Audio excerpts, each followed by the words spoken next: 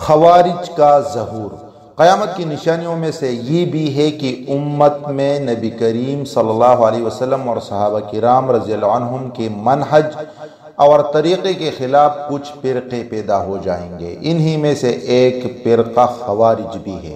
یہ حضرت علی رضی اللہ عنہ کی جماعت کے لوگ تھے جو ان کے ساتھ مل کر لڑائیوں میں شریک ہوتے تھے۔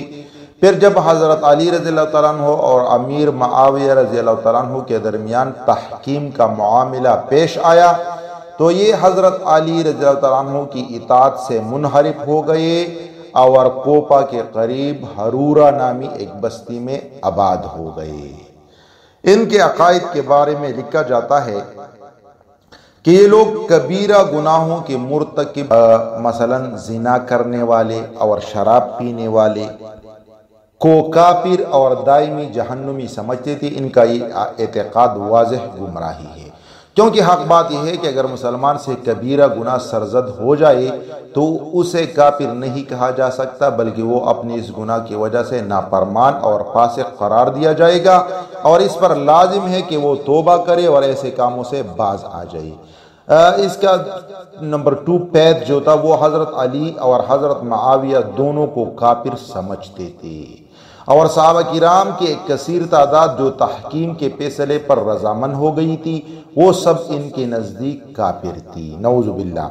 3 نمبر پہ وہ فاسق حکمرانوں کے ساتھ لڑائی کرنا بھی ضروری سمجھتے تھے، خواہ انہوں نے کفر کا ارتکاب نہ بھی کیا ہو، اور یہ لوگ اہل علم ہونے کے دعوے دار تھے، عبادات میں بہت سخت مشقت اٹھاتے تھے۔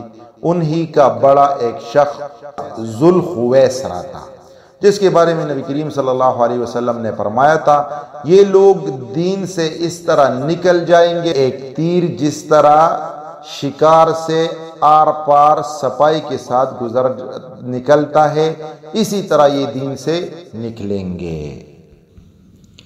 اور یہ ایسے لوگ تھے جو حضور صلی اللہ علیہ وسلم پر بھی فنگر ریس کرتے تھے۔ جس طرح اس پہ میں ایک حدیث کوٹ کرتا ہوں، حضرت ابو سعید خدری رضی اللہ تعالیٰ عنہ بیان کرتے ہیں کہ ایک دفعہ ہم نبی کریم صلی اللہ علیہ وسلم کی خدمت میں حاضر تھے۔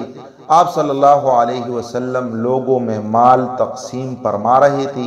اسی موقع پر بنو تمیم سے تعلق رکھنے والا ایک شخص جس کا نام ذوالخویسرہ تھا آیا اور کہنے لگا، اے محمد یہ مال انصاف سے تقسیم کیجئے۔ نبی کریم صلی اللہ علیہ وسلم نے فرمایا تو تباہ ہو، یہ بتا کہ اگر میں عدل نہیں کروں گا تو پھر کون عدل کرے گا؟ اگر میں اللہ کا رسول ہو کر عدل نہ کروں تو میں ناکام و نامراد ہو جاؤں گا۔ یہ دیکھ کر سیدنا عمر رضی اللہ تعالیٰ عنہ کہنے لگے، اللہ کے رسول مجھے اجازت دیجئے کہ میں اس کی گردن اڑا دوں۔ آپ صلی اللہ علیہ وسلم نے فرمایا اسے جانے دو، اس کے کچھ ایسے ساتھی ہیں کہ تم میں ایک شخص ان کی نماز کے مقابلے میں اپنی نماز کو معمولی خیال کرے گا، یعنی یہ اس طرح نماز کی پابندی کرتے ہیں، اور اپنے روزے کو ان کے روزے کے مقابلے میں بے وقعت جانے گا۔ یہ لوگ قرآن کی تلاوت تو بہت کریں گے مگر قرآن ان کے گلے سے اتر کر دل تک نہیں پہنچے گا۔ یہ دین سے اس طرح نکل جائیں گے جس طرح تیر تیزی سے شکار سے آر پار ہو جاتا ہے۔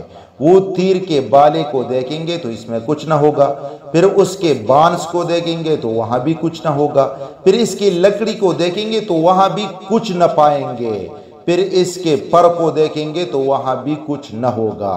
وہ تولید اور خون میں سے تیزی سے گزر چکا۔ مطلب یہ ہے کہ ان لوگوں کو پتہ بھی نہ چلے گا اور یہ اپنی کرتوتوں کے باعث اسلام سے خارج ہو جائیں گے۔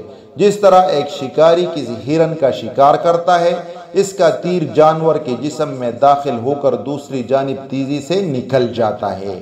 شکاری یہ سمجھ رہا ہوتا ہے کہ تیر جانور کو لگا ہی نہیں، حالانکہ وہ اس کے جسم سے پار ہو چکا ہوتا ہے۔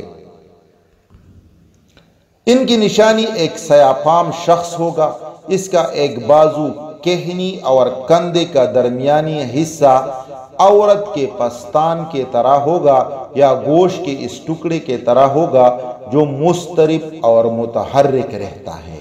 یہ گروہ اس وقت ظاہر ہوگا جب لوگوں میں اختلاف رونما چکا ہوگا، اور یہ حدیث صحیح بخاری کی حدیث ہے۔